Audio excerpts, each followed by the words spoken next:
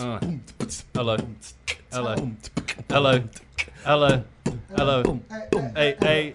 Hello. It's Charles. I'm waiting for the drop, bro. Everyone's just going, hello. Hello. Hello. Fuck, hello. What's going on? I thought he was gonna like chuck a verse in there. I was like, oh shit. That's all I got, man. Bad mediaship. It was good. It was good enough. Good, That's what's up. You need an intro, bro. Yeah. Hello, it's Charles here, episode 2.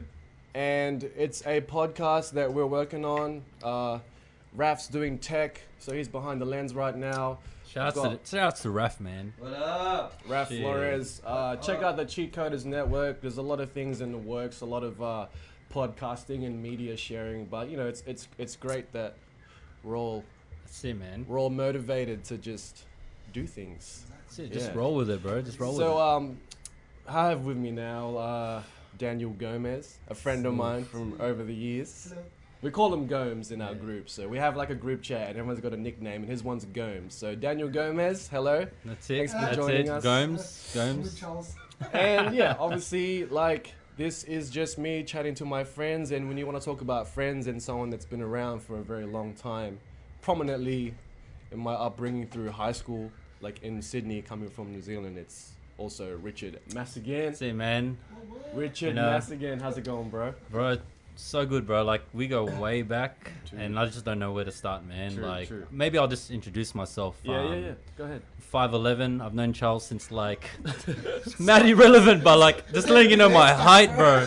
I'm gonna give you my draft stats, because That's I might get picked by the NBA, bro. I never know. That's a good way to do it. Nah, check it. You know. No, but look, it's just one of those things. Like, I've known this guy since year 11. I think the first time I met him, straight away, like, he did not like me, man. Like, No. Let's paint this picture. I swear it was Okay, true. let's paint this picture. Let's Okay, paint so the picture, bro. it's 2004. Yeah. Okay, First, you first. just came from NZ, right? No. Yeah. I came to NZ in 2003 from Auckland, and that's when I met Raf. And then Raf moved to another high school, and I decided to go public school. So you know, a public school was like 5 minutes walk from my house. I didn't know anyone there. I didn't know what to expect. So what I do is I walk into the first day of high school, year 11. It's an assembly. It's an assembly. There's a bunch of fucking people there. And you know, me being me, the first thing I look for is like, who's the other fucking fellow here? Yeah, that's the first thing you look for.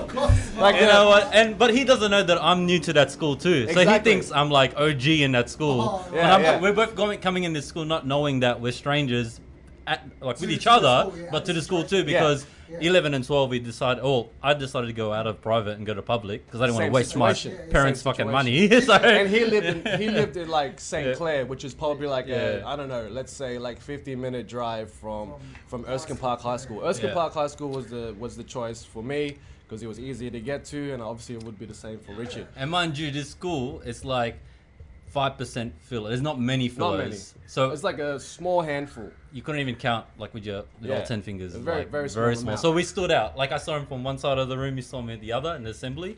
And he just gave me the most dirties. I swear. It was only for like, because you guys wanted that you guys were the first. Yeah. That's gonna It be was one of those looks like, because you're young, right? You're young, right? But you're curious too. I'm You're like, walking through the door. yeah. Everyone's sitting down in assembly. Everyone's just looking at the teacher and stuff, and there's just like one dude there with not blonde, brown hair, and fucking two little like fucking Bro. hoop earrings. Man, that was He's classic, already got a t-shirt, a long sleeve under his uniform, and that was Richard Masigan, and I was like, okay, cool. Now the second thing, the second test was like, I think the only way I can really connect with this guy or figure out if we have something in common is if in recess I go to the basketball court and he's there. It's filler for sure. It's filler for That's sure. when you know, like, okay, this guy's like on the sort of wavelength of like, you know, every filler plays basketball at recess. Doesn't matter if you're good or not. So I see him in the basketball court and we just start shooting around.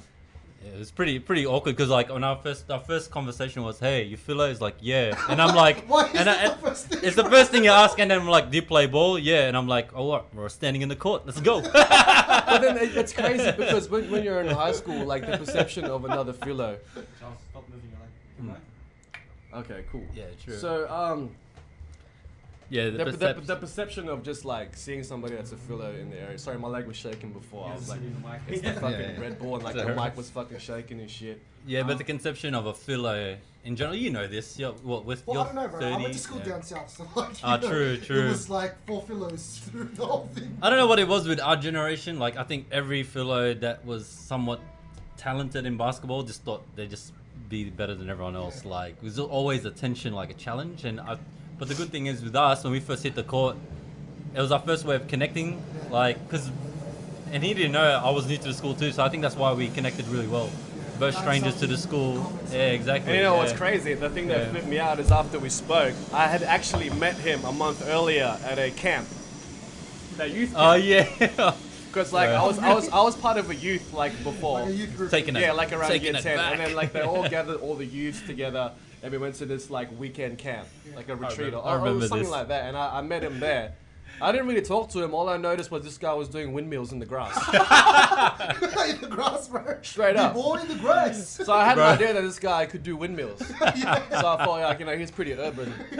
He knows the sort of like, you know, he knows of some sort. So so from the basketball court, we shot around, played a couple of, you know, 2-on-2s, just. You know, just light talking. Are you Philo? Philo, who do you know? I remember that. Actually, man, it took me back because, like, I did recognize your face, and I mentioned that when I first met you that first day of school. I was like, man, I remember you from that church camp. You were actually on the stage rapping some gospel stuff, and I was like, and I thought, rap. the first thing I thought, man, this guy's gospel. We're not fucking swear around him and shit at school. Can I tell you guys a story though? Yeah. So at that church camp, and like there was an opportunity for me to rap because I was rapping at that time, like just sort of just grabbing mics or jumping into like little beatbox circles and stuff like that. It was mad, bro. So like, I'm on there. We just ate beforehand. It was some like weird food. I don't know. It just tasted weird. mad camp food, bro. Just So like everyone they had their whole little like. trash. It was trash. It was disgusting. So everyone was on like it was like a celebration. Everyone was performing. Like these different people It's were like a performing. stand-up sort of thing, yeah? Like just whatever, sharing what you have to like, do, yeah, and then like, the drummer starts playing a beat, and then this guy jumps in and starts rapping, like, and I'm like, oh, I want to rap, and then I get nervous, and what happens is like, my stomach starts curdling, Oh no. like I need a shit, badly. I'm telling you right now, like you know those like when it it needs just comes. it needs to go, Yeah. but then I want to grab the mic and sort of like just do what I thing, do on the yeah, mic. exactly. So I grab the mic and I do my thing, and I do some freestyle, some bullshit ass freestyle, like just you know I don't even know what I talked about. And then straight away, I just dropped the mic, got off stage, ran to the toilet, and it was like laters. You did not see me for like 45 minutes because I was just there like, Oh man. But I swear man. you. It It was so entertaining, but because that church camp, you think it's mad serious, everyone's praying. You think There is that's that, the conception of it, right? yeah. And there's a band playing, it's like very gospel. I swear I was just like sitting there chill, like thinking, man, I'm finding my peace, God and stuff. And then I see this guy pop out of nowhere. Hey, yo, what's up? It's straight up God. I was like, oh man, who's this guy?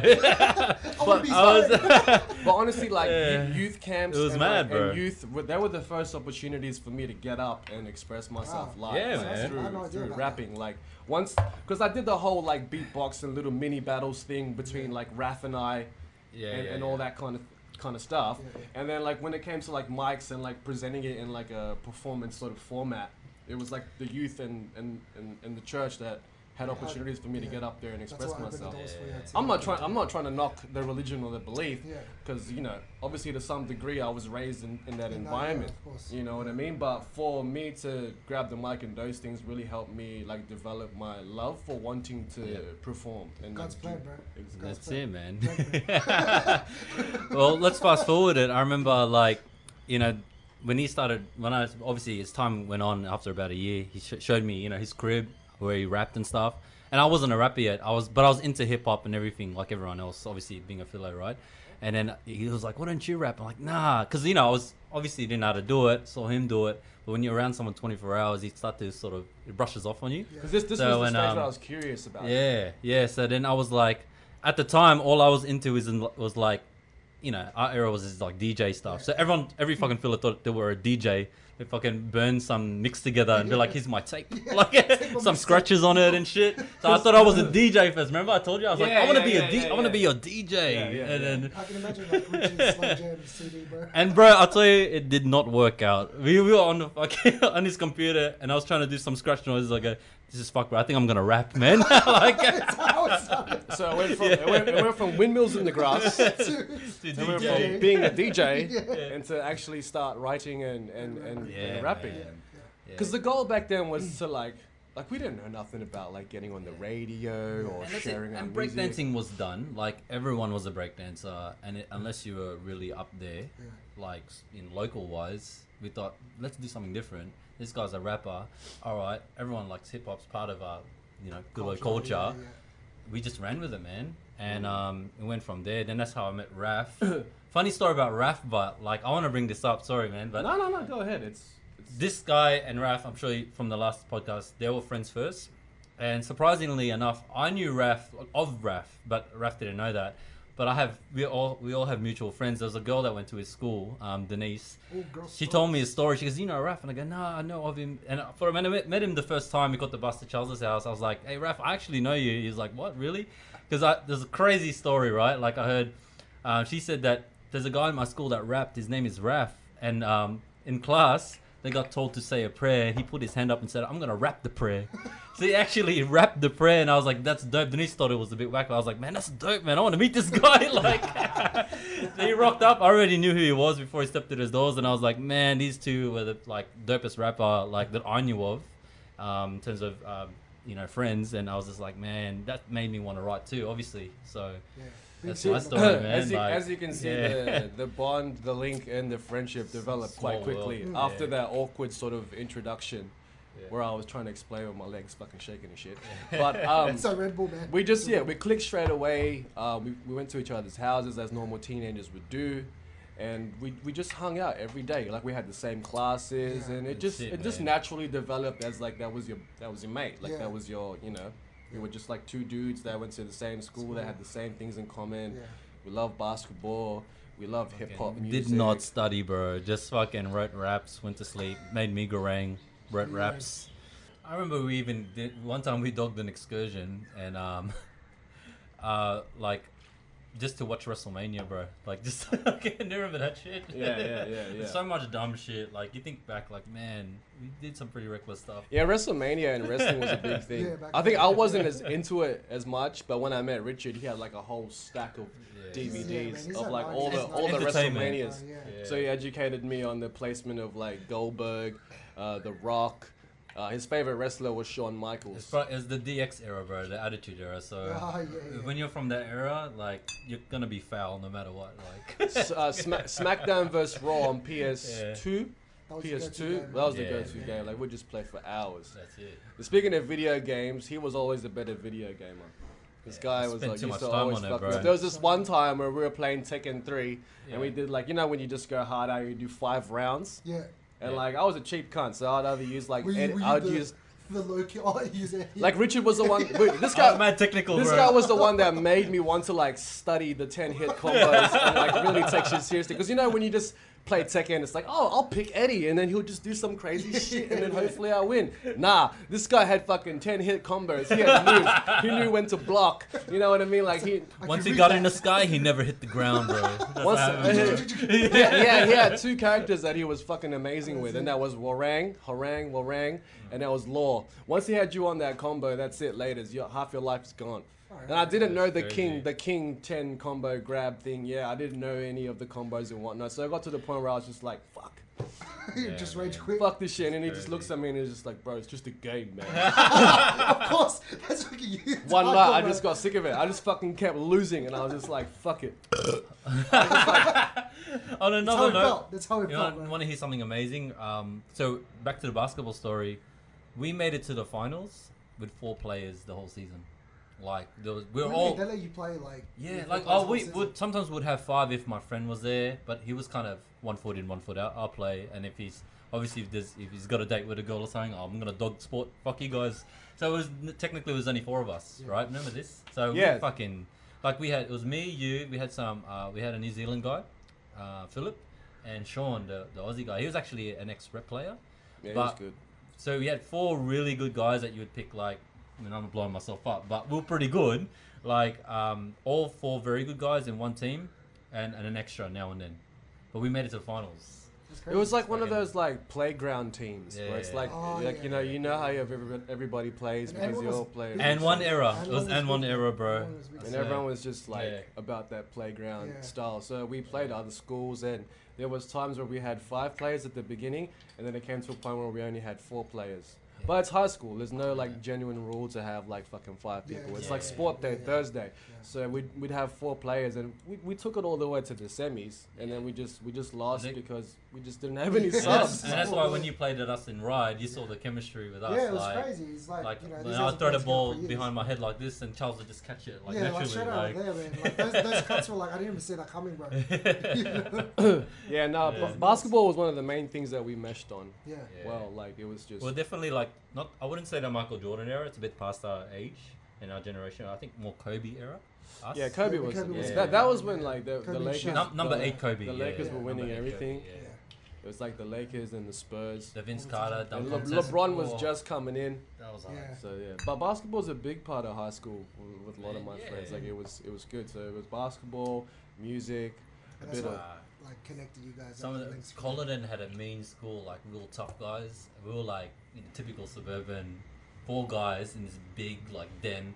Fucking kill it, man. They had like 14 players subbing in, subbing 14 out. players. Yeah, on in a one team. basketball And there's only team. fucking 4 of us. That's crazy. And we'd kill it, remember?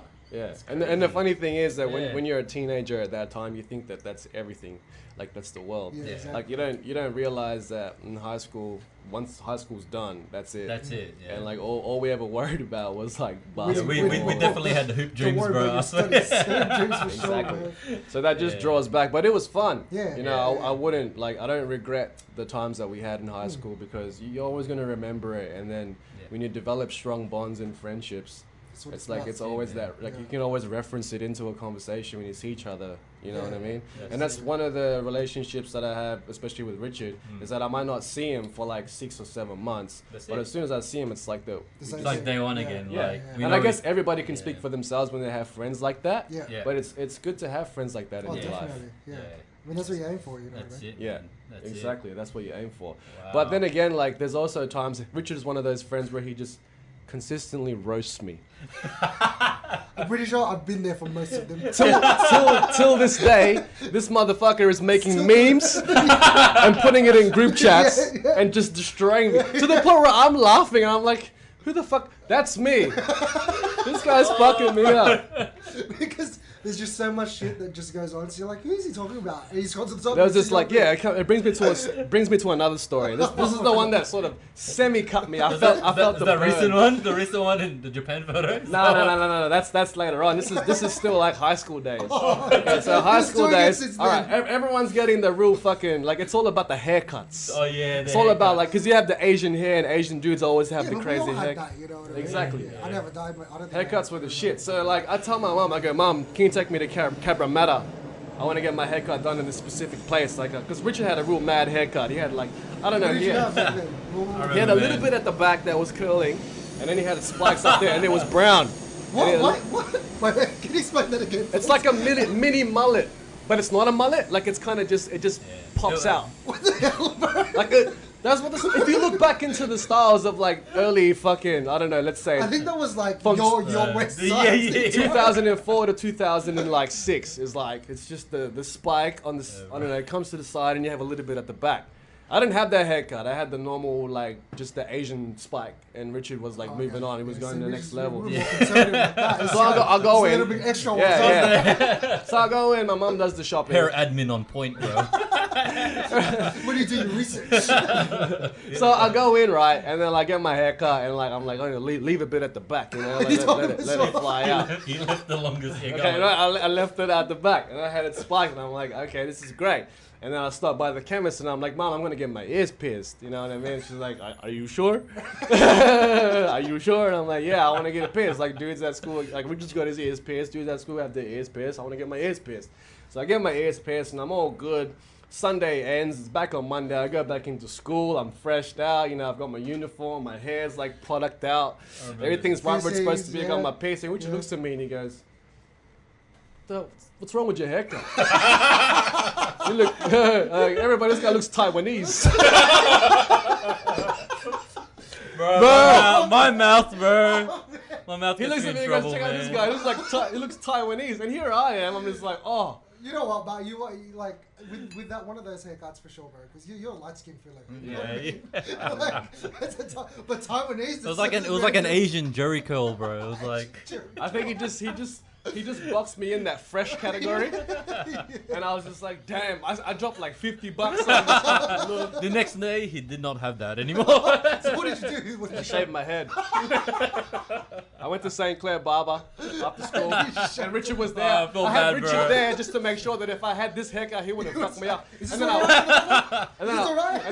I walked down, and he's like, "Yo, you look like you got a Caesar, like Mace in that Puff Daddy video." And I'm just like, But I had that half brother DNM with him. Like, Yeah, I'm doing yeah. you a favor, man. You can't be rocking out like that with a fucking mullet that's dripping wet and shit, bro. So I'm glad he got his head shaved, man. I will find a photo, Raf, and just make sure you flash it on this podcast. I need to see both of these haircuts, like seriously. Yeah, so haircuts were a big thing, like making fun of people's haircuts and such like that. But yeah, so a best friend that can roast you is also a best friend that knows you to a degree where it's like, I guess just to cap off the high school era stuff, the last thing I wanted to share with everyone was our HSC, bro. You tell it, man. It's fucking funny as... Like, we spent like a whole month, because HSC gets announced, obviously, the date gets closer, and you're like, oh man, yeah, we got to study. So every day we're studying, right? Like, studying. So the day comes, tell them what happens, bro. So oh man. So we prior to the day of the HSC exams. What do you mean before the whole sort of thing started? So this one day before. Yeah. We're so ignorant that we're just like, we're not even gonna look at the roster. We're just gonna ask people who is in our class when the exams are. Yeah. First exam is IT. Miss Shaggets. We did not learn anything there. Like, there was only like 5 computers and 10 students. So everybody had to double up. Yeah. There was like Public school five computers to 5 people, and the other 5 people would just be on the floor or just drawing or whatnot, or just trying to do like theory. Computer. You know how bullshit it is to do IT theory. Without a computer. Yep, sounds pretty. Yeah, bullshit so to me, we rang up like Philip, and we're just like, yeah, what time is our exam? And he's like, yada yada yada. It's around 10 o'clock. Around 10 o'clock. Okay, yeah. Like So 10 o'clock. Oh, like He goes, I'm gonna actually be 10 there o'clock? around 10 o'clock. Okay. And then we're just like, okay, all good, no worries. And then so Richard sleeps over my house because I live like at least 5-10 minutes away. And we wake up in the morning and we go there. We go through the door and we're like, all right, cool, we're ready to do this. You know, let's finish this exam. And then they just look at us and they're like, it's finished already. Oh, you missed. You missed your HSC. You missed your first one. HSC. Yeah. And the exact same thing happened. You know, there's a suspension story. Yeah. We went to in front of everyone. Everyone laughed at us because we were late, right? So we go to the teacher, and I look at Charles and go, "All right, do you want to get chips?"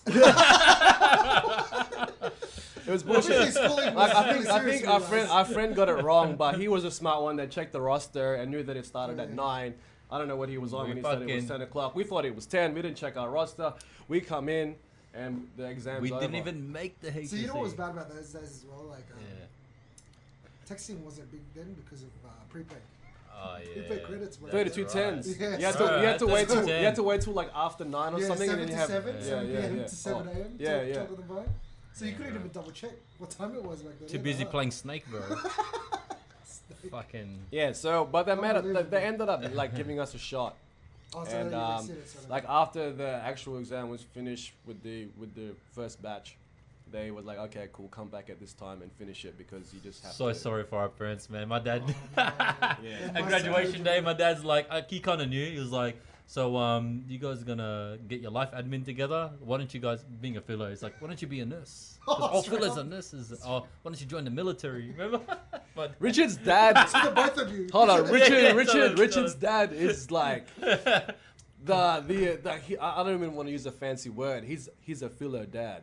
like, So like every time I'd rock up with my BMX and ride to his house, you know, I knock on the door, and he opens and he's like, oh, Oh, yeah, it's Charles. And then he'll be like, Charles is here. Charles is sleeping right now, but you could hang around, wait for him to wake up. It's, you know. So he just like wake up. That'd be such an But he was just like, he was cool. Like he wasn't cool about the bullshit that we did. Like he'd let us know when we were doing something wrong. Yeah. But at the same time, it's like for those days where we missed out on school to watch WrestleMania, and he'd win in the TAB. He'd bring us KFC while we watched WrestleMania. Like we're jigging, right? My dad's not working. My dad's got, he injured his lower back. Long story short, injured his lower back. He was staying home. We jigged anyway.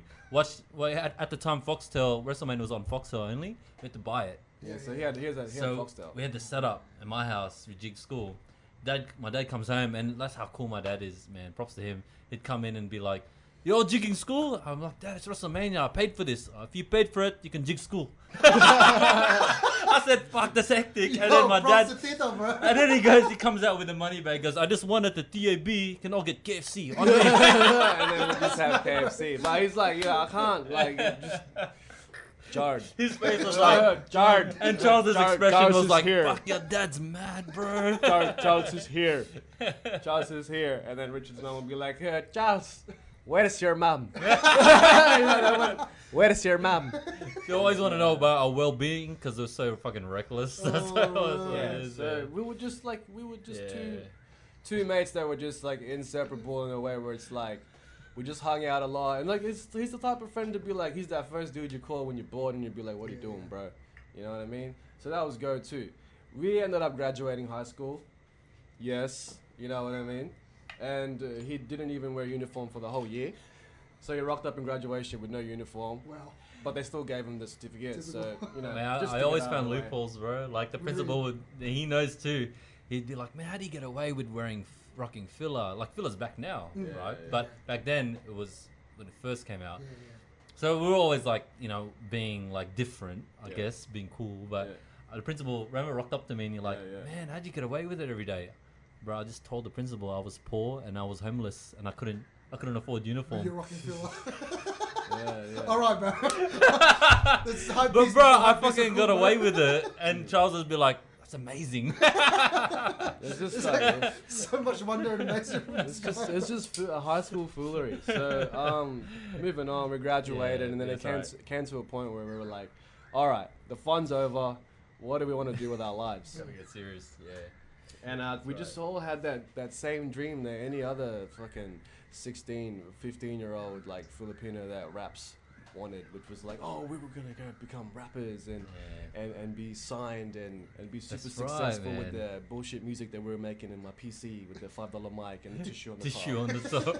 So we all enrolled to like TAFE, and we signed up for audio engineering. We did the test and we all got in, but then, it came to a point where when you start to understand what it's really like to get into music and discover like what a career path is like with music, it gets you thinking like, fuck, you don't see much money involved. Yeah, that's right. This kind of thing. And that's it. Like it was a MySpace era as well. Like so we kind of just uploaded our own tracks on MySpace. We obviously developed the group Round Circle. You met Nats, and that's how we all kind of met. That's why we're here today. Like, I wouldn't have known Gomes if it wasn't for Nats. This was like early social media, so MySpace, fucking Tickle, SoundClick, all the ancient programs.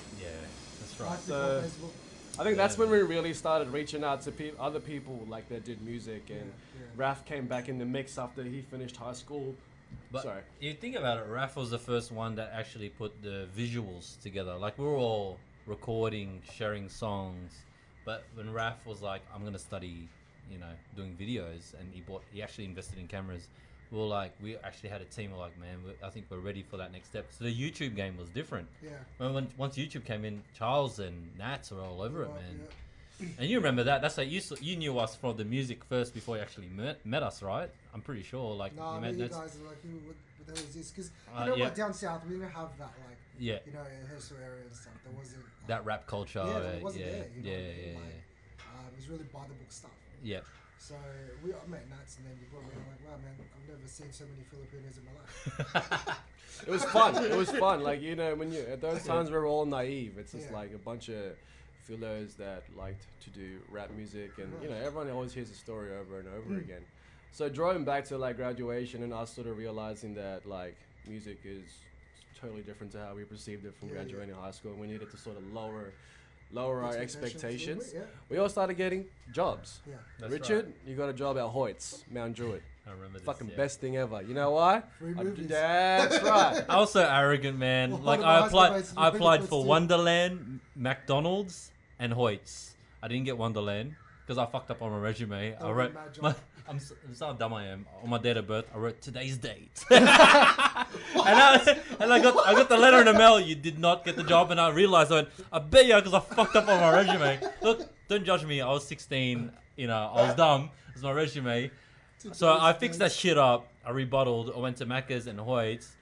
I got the job at Hoyt's. Macca's calls me 2 weeks later. You got the job here, and I said, "Fuck, I'm gonna work at Hoyt's. I don't want to be flipping burgers. I want to be ripping tickets and be bludging and writing raps." Like, so that's my story. And I was actually in year 12, man. So I was already working early, just to sort of save up. I guess the next step of that in your life at that point is like to get a car, right? So you wanted to buy a car without getting a loan. That, so. Yeah, when it comes to the relationship of him and I, he was always the first to get a job, get his P's, sort money out for a car. It kind of motivated me to sort of, you know, you need someone like. But our relationship, I wasn't arrogant to him about it. Like I wasn't like stunning on him, like, oh look, I'm this and you haven't got it. I was always trying to help him. So that's why we're like, I clarify him as my brother because I was always trying to help him, motivate him. That's good. I was doing it on purpose, you know, just to be like, hey man, sometimes you need that push. And I think I can tell you a story about a pivotal moment during the end of, I think this was like just before the HSC, you know, we were going to finish the exams and graduate and sort of move on. Like I was going to tap out. And I told Richard and my mom, I go, is this that story? Yeah. I come in, I had a bad day at school. Like, you know, I'm just off. And I'm just like, you know what, Mom, Richard was over. I was like, Mom, Richard, I don't want to finish high school. Like, fuck it. I'm over it. Where were you going to work? I was like, oh, this is going to be good. I was just full serious. I was like, okay, they're going to know my plan. And my plan at the time was to apply and get a full-time job at Franklin's. And not finish high school and just work at Franklin's, and from there sort of just like fingers crossed, hopefully something comes up or I end up owning Franklin's. And then Richard looks at me and he's just like, he just looks at me and he's just like, what the fuck are you doing, bro? Like, he goes, I know the attitude towards our studies isn't as solid as it should be, but like that's pretty much the poorest decision I've ever heard come out of your mouth. And I thank him for that because I was being serious. See, that's the brother connection. Did you actually say that? Like, why would you? Nah, he was being serious. He should have gone to Woolworths. Because like he was being serious. He was laughing at me. Because we're not blood brothers, but you kind of like want to tell the truth. It's easier to say. So I was just like, bro, what the fuck are you doing, man? Like, you serious? I actually held him and said, stay in school, ride it out to the end of the year. You got 6 months. And this is coming from a guy that's like, this is coming from a guy that's like failing all his shit. He was like, fuck it, just hang in there, hang in there, man. Let's just finish this. But that's how bad we weren't even thinking of like high mark HSC. We're thinking just getting that certificate, bro. That's all you need, man. Yeah. So that was like a pivotal memory of mine that that's real, man. That I share with Richard. It was no always rainbows there, bro. That's real, Like he wasn't urging me to grow up like the way he did. He was just trying to keep me on the right track as to, you know, you're funny. You got heaps of like funny antics that we all entertain about, but just make sure you've got some sort of sense of direction in your life. And that's who he was. You know, like I bought my first car with his help. That's it, bro. You know what I mean? When I moved house from my mum's place, it was his help.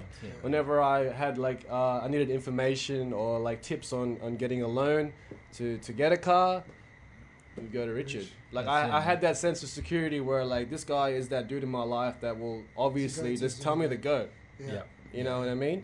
And it draws back to like, okay, so we had the day job, we did the TAFE thing, it didn't work out, Richard was working, and like I sort of got a job like a year after in Woolworths, and then Richard was like, look man, like if we're not doing anything, let's try real estate. That's right. I remember this. Fuck, No, you blew started my really mind, young, bro. huh? He was young. bro. You started really. It just young. came Like out of nowhere. 19, I didn't know 19, because we were like, you know, we were just trying to figure out what we wanted to do. We were getting some sort of There was money. a 4-year gap, like 04, 05, we graduated. We tried different things. Being young, you don't know. Everyone gets that feeling. Yeah, exactly. But I think I was 19, 20 when I did real estate. Never looked back.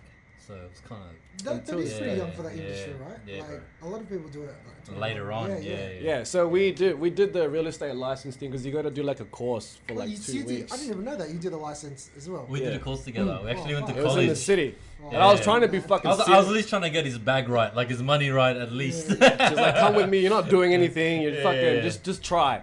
Like, you and know? we can rap on the side. At the time we were That would have been a single. bad gimmick, but like you're rapping real estate. Like we were doing it purely just to make money. Yeah. Like and have that flexibility. Because if you think about it, real estate is indoor and outdoor.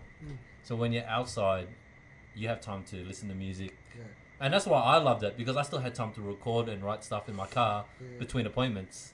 And I think that's why I kept at it till this day. Yeah. So Yeah. Yeah. So we did the real estate thing, and it was funny because like I was trying to be mad serious, and you know in the class where they get you to read sections and shit. Yeah. Fucking every time they asked me to read a section, this motherfucker would just laugh at me, bro.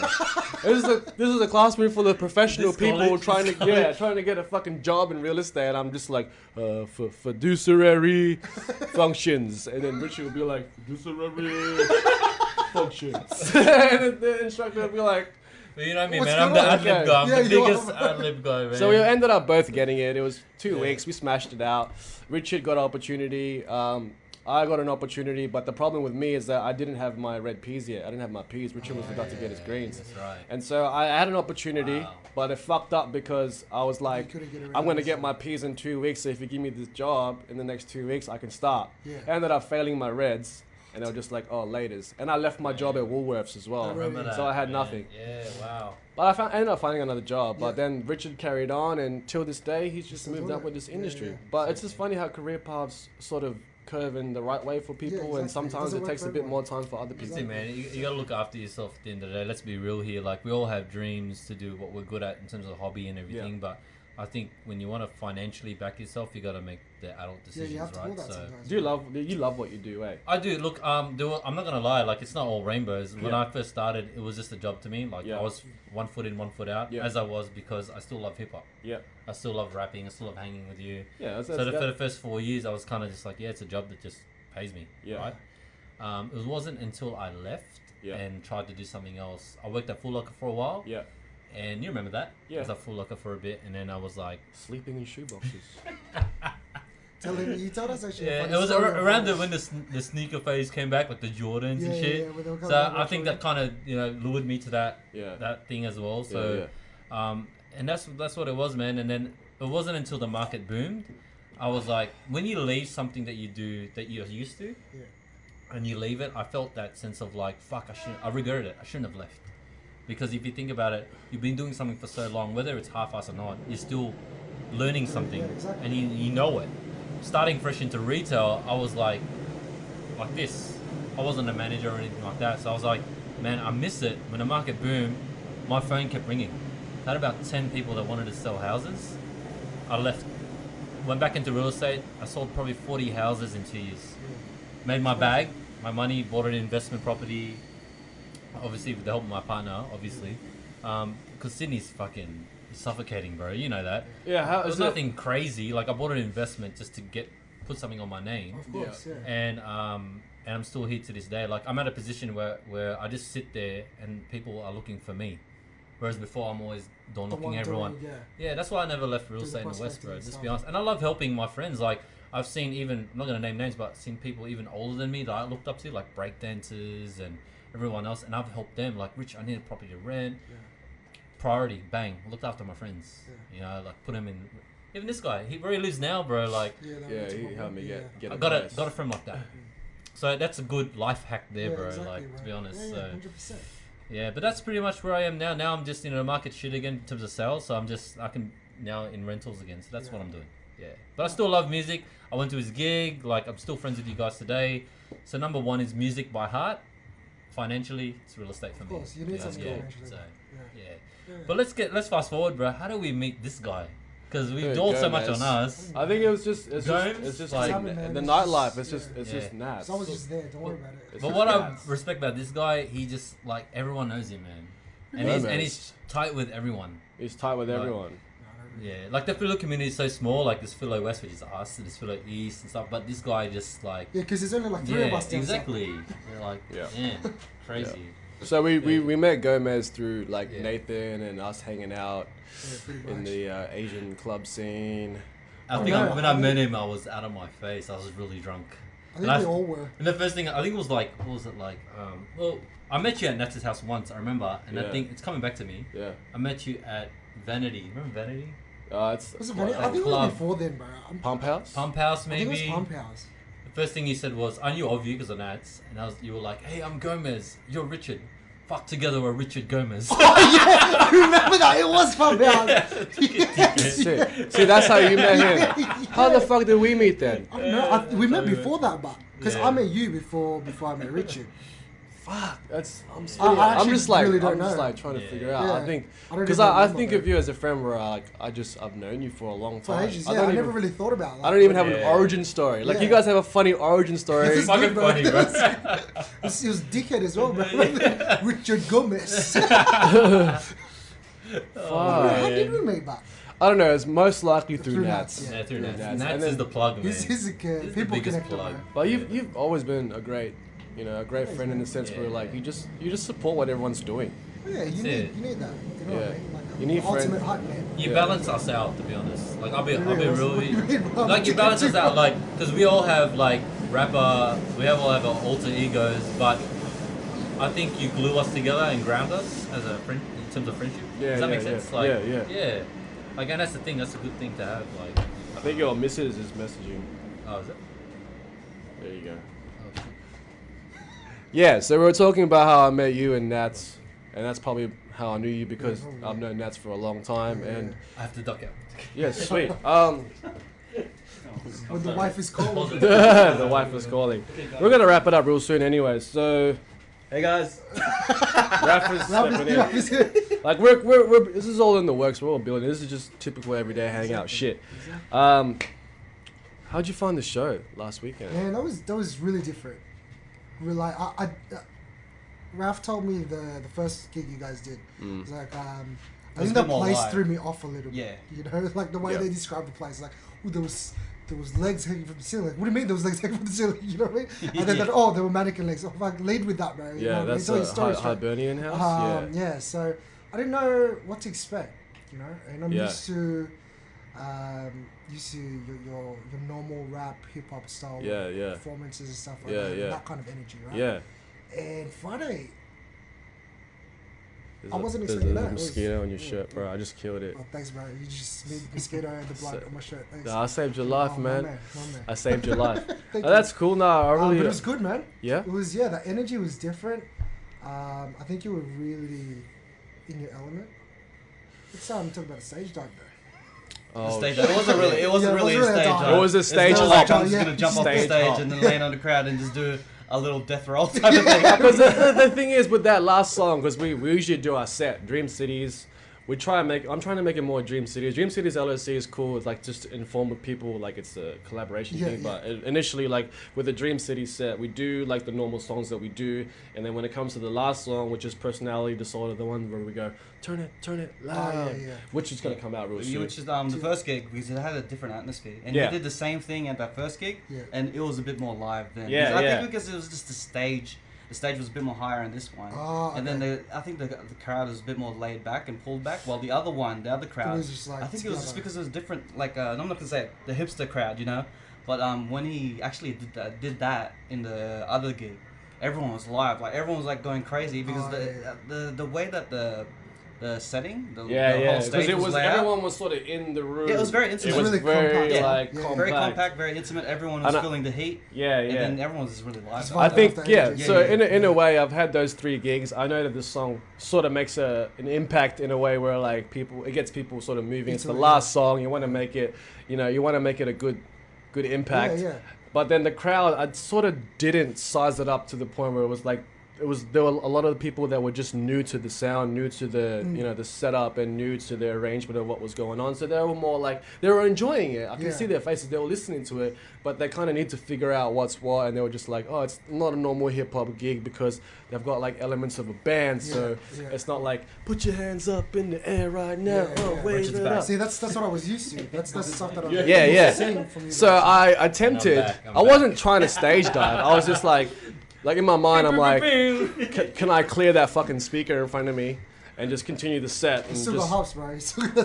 If I fucking fell over, if anyone's got a video of that, can you please show me? But if I stacked it and fell over, that would have been. I didn't want to record it because when you said fuck it, me and Raph looked at each other and we were like, oh shit. I thought what are you getting at? That mini dive I did last week. I was like, oh man, it's gonna be good. It's gonna be good. Because Jazz and her friend were right there when you were looking at each other. Oh, it's Miguel's up, bro. Get this right. This guy's like 30, pretty much. When he jumped, I knew he was thinking. He was like, fuck, this guy's gonna jump. When he jumped, there was a flock of crowd around him. I couldn't see him, and I was worried. I was like, man, this guy probably blew his MCL, bro. Derek Rose. He popped up, and then I was like, fuck, lucky. I was worried about being the brother. I was like, man, I was lucky he survived that. I landed it. Yeah. I felt awkward, but at the same time, I'm like, fuck it. Like, I did. You rocked it, man. I did something. Like it was graceful. Like take nothing away. Like which shows like I still get I get nervous before it, but then during it I'm just like, what else can I do? Like I'm already there. I'm trying to keep people engaged at the same time, have fun. Yeah. Dope set, man. Dope set. You know what the craziest thing about you were really jittery when we got there.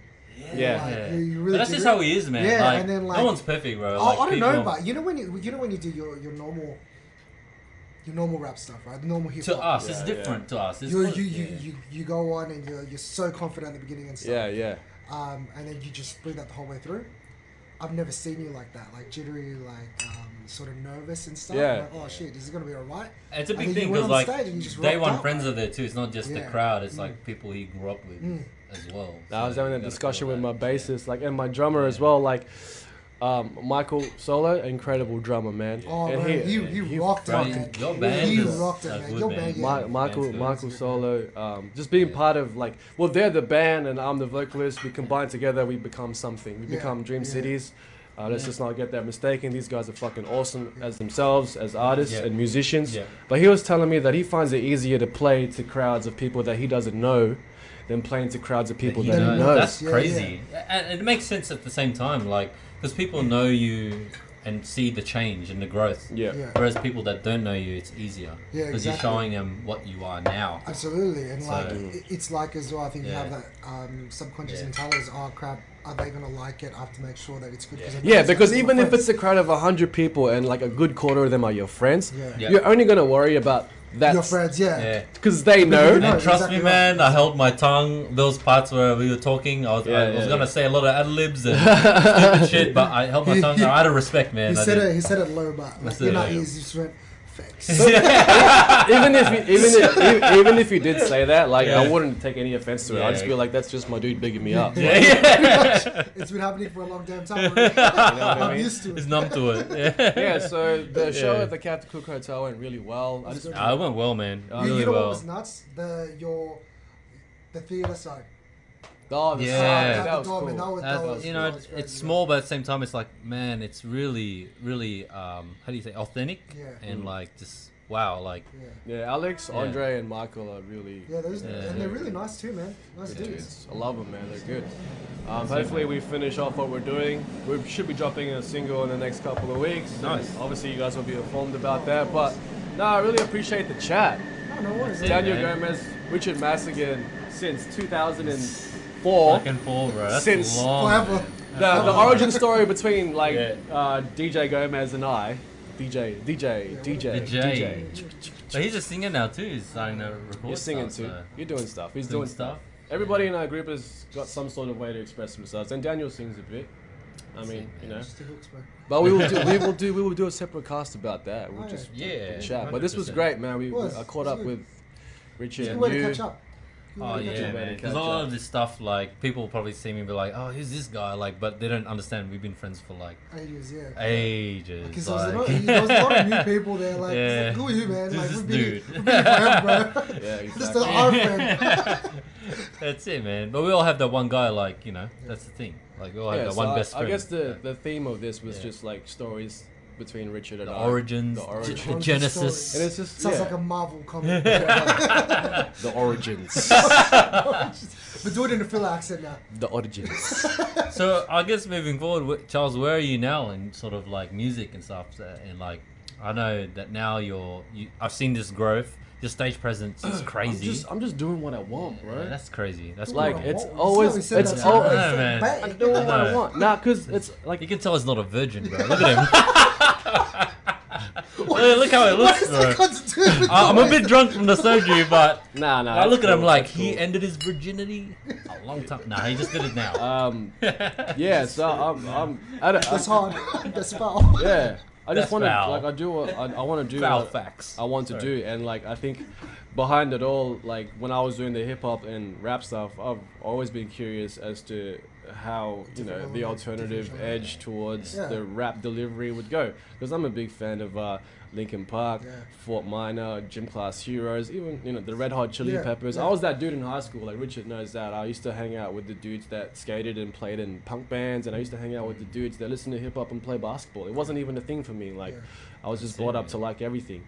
And so now I want to explore more the side of, live instrumentation, and I just had it manifesting in my head, like I've got to try something like this. And like, when you manifest something in your head and you're just like thinking about it consistently, just building, and then suddenly an opportunity pops up. I'm not saying the universe is playing to my favor. I'm just saying that when you really manifest and you really want something to happen, you'll just think about it. You play to your strengths, right? Like, and that's what I always respected about him. He never tried to change for someone else because they thought, oh no, hip hop should be this, or you should be this because I like that. He's always stuck to his guns, stuck to who he is. Definitely. Can't hate that, man. It's authentic, So exactly. Yeah. So like that being pushed forward, the opportunity finally came. Like when I met Jasmine, and she had a best friend named Ari, who also does videography. I'd love to get her on the podcast as well. So and her partner is Alex Solo, the bassist. Oh yeah. That's right, man. It's good to see like you and your partner are all in the same sort of circle. It works. So, and I get invited to a house party at Alex Solo's house, and then we sort of do the whole like I do music, you do music.